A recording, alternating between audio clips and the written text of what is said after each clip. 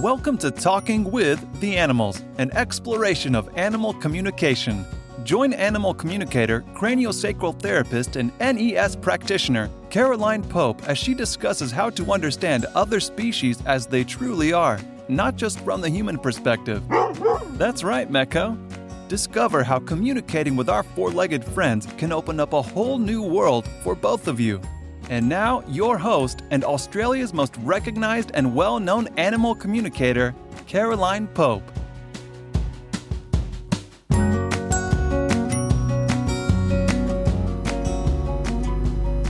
Hello, and welcome to another episode of Talking with the Animals.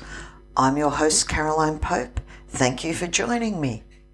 Now, because we've had Easter and it's another beautiful long weekend here in Melbourne, and I've had so many complaints from both owners and animals alike about their recent holiday over Easter, I thought it was a good place to start for a topic this week. So you've decided to go on holiday. I know we've all waited a bloody long time with COVID, and it's time to take you and your four-legged friend.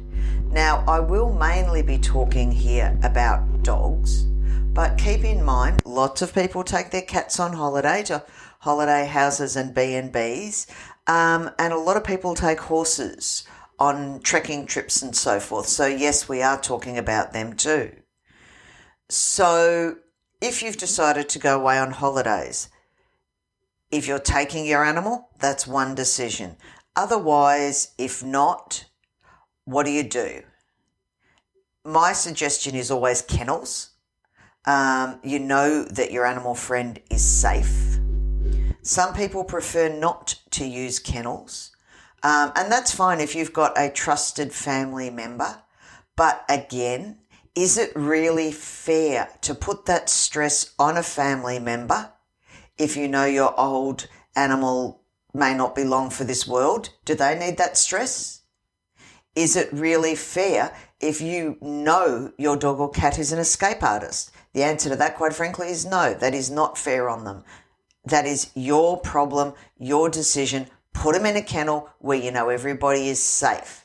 There's been lots and lots of family and friendships destroyed over these sorts of things. Animal gets out, gets killed by a car, they knew, or the gate isn't secure. You may well choose to live like that, but it is completely and utterly unfair to ask someone else to. And then, of course, you've got, are they coming into your house? Do you know them? Are they going to live in your house? Is your dog or cat going to live with someone else? How well do you know them? Have the animals been there before? Are there other animals? If so, how does your dog or cat get on with them? All these things you need to know well and truly in advance. And my suggestion, if you're going for more than a night, is always do a trial run, leaving them there for the night while you're home. So if something happens and they don't cope, you know that's not a fit and you're going to have to work something else out. Please do not. It absolutely does my head in, the amount of people that will put on Facebook in a group that they're looking for a dog sitter there, or their last one's fallen out and they've got 48 hours before they go away on holidays, so they have to find someone to look after their dog. You've got no idea. You may be lucky, your dog may not. Under those circumstances, sorry, but as far as I'm concerned, it's irresponsible to do anything but cancel the holiday. So you've now decided you're toddling off into the wild blue yonder, probably camping, and you're taking your dog with you. My first thing is always to see whether your dog or cat, if you're going to, say, a B&B, how it travels. Lots of animals during COVID, the older ones may have done it before, but of course we had lockdown here in Melbourne, or the so-called COVID puppies. They may enjoy spending a lot of time with you. However, come night, if they're not back in their familiar surroundings, some animals have a meltdown. Same with horses. One of my favourite clients, she took her standardbred away, lovely quiet horse. She took it camping for 5 days, got back and got colic. He's used to being carted from pillar to post, but he's always back in his paddock at night. So the stress of not being back in his paddock every night and staying somewhere different set him off. So keep that in mind, because that will happen for dogs as well. So these are the sorts of things you have to consider. Is my dog happy? Yes, he might be with me in a tent or a motel or a hotel or whatever, but how does he cope at night? Does he pant a lot? Does he pace? That may be signs of stress. That may be signs of pain, both of which you need to deal with before you go away for 4 or 5 days.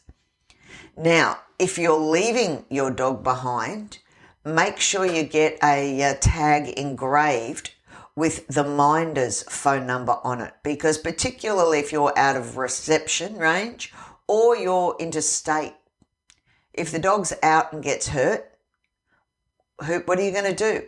The minder needs to have the details. The minder also needs the vet's details and how much can be spent before they have to contact you in an emergency. The same works for if you're taking your animal. Make sure your details are up to date. Make sure you've got a phone on, and always check what phone reception is like. And if it's poor, do a Google, search for the local vets in the area, let them know you're going to be in the area, cover your bases. This is who I am. This is a photo of the dog. This is, or the horse.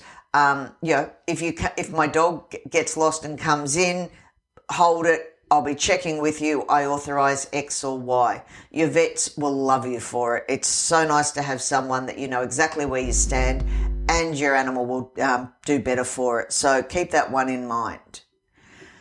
Particularly because often in a lot of camping areas, phone reception is poor. Always have your long lines, your first aid kit for your pet. Always have a spare lead, spare collar, and spare ID, because Murphy's Law, if they can break them, it'll fray, chew, if they're stressed, whatever, it's going to happen, because that's just how Murphy's Law works. We all know that. So always have backup spares. Also too, if you're like me and you only feed a raw species appropriate diet, you really need to have a good think about what food you're taking. A lot of people like the reconstituted. If so, make sure you reconstitute well and truly an hour beforehand. Don't do dry, because your animal is already stressed, a different diet, particularly if they've been on a fresh diet. Giving dry, whilst convenient while you're away, the amount of dogs I've seen that get bloat from that is horror. And of course, naturally, it's never when you're 2 minutes from the vet, nor is it in regular vet hours. So please, trial your dog on different foods, see what you can pack to go away with, because it really can become a problem. And also a first aid kit. I know we have one for humans, but always have one for the dog / cat / horse as well. Again, Murphy's Law, and the stuff that you don't need and throw away once it gets to the expiration date is your best one of all. Also too, if you're going away with dogs, have you got a crate or something secure to put your dog in? Because often, particularly in the warmer weather, it's certainly too warm in the car. Now, your dog may be well trained, but I can guarantee you there will be other dogs there who don't have a good recall, who don't have good dog socialization skills, who will come around. And of course, if you've got a bunch of cars and people, particularly with young children and food around, you are going to have stressed dogs with territorial problems. So always make sure you have a good, safe place that your dog's happy to go. And crates are ideal from the point of view of, if you've crate trained your dog at home, he or she knows that that's their safe space.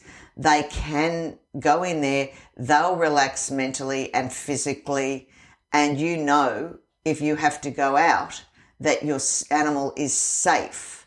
And that's the thing, as usual, 99.9% of the time, it's not your dog that's the problem, it's someone else's, but you need to be aware. And of course, the other thing, in autumn, it's not quite so much of a problem, but if we've had a couple of warm days, always try and find out beforehand from the locals if you've got snakes, if you've got, and if so, what types, although obviously your vet will know. Also, do you have ticks?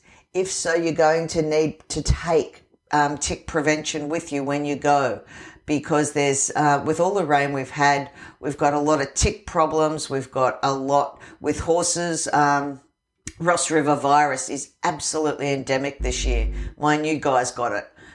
It's something that, if you're going into an area with a horse with Ross River, you're going to need to take cotton rugs to minimise the surface area for the mosquitoes, and also not feed molasses or sugar baked treats or licorice or anything that's going to make the horse more attractive to the mosquitoes.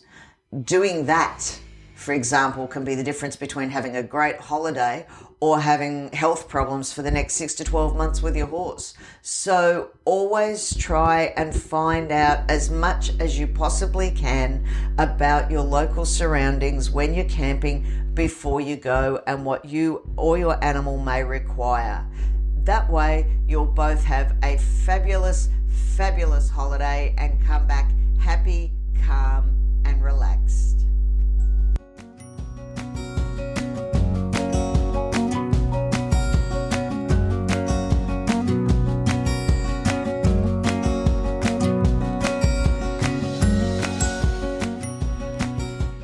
Thank you for listening to this episode of Talking with the Animals. As always, don't forget to like and subscribe. I'd love you to leave a review. And if you have any topics you want covered, please drop me a line. I'd love to hear from you. Stay safe. Enjoy the rest of the long weekend and the Anzac Day commemorations. And as always, until next time, remember to talk with the animals. Thank you for listening to Talking with the Animals. To learn more about Caroline and the services she provides, visit caroline-pope.com. You can also find her on Facebook at Caroline Pope Animal Communicator, CST, and NES Therapy. Are you ready to change the way you see your world and the animals in it? Well, we know his answer. Don't forget to subscribe, and see you next time.